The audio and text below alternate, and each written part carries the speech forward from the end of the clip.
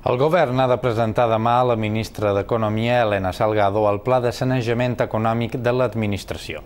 Si Salgado l'accepta, s'obrirà la porta perquè els proveïdors puguin començar a cobrar els deutes pendents. Setmana clau per a l'economia de les Balears, en primer lloc perquè el govern de Bauzá té llest el pla de sanejament, o que és el mateix la fórmula per demostrar a Madrid com reconduir els números vermells. Demà el presentarà a la ministra Elena Salgado i ella decidirà si l'accepta o no. Si s'aprova, el govern podria començar a sol·licitar crèdit per pagar el que deu als proveïdors.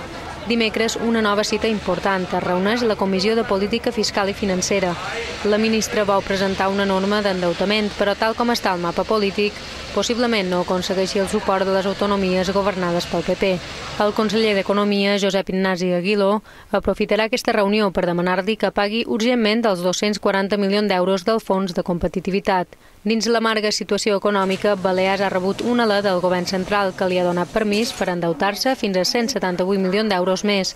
La condició és que s'utilitzin aquests doblers per liquidar els propis deutes de l'arxipèlag.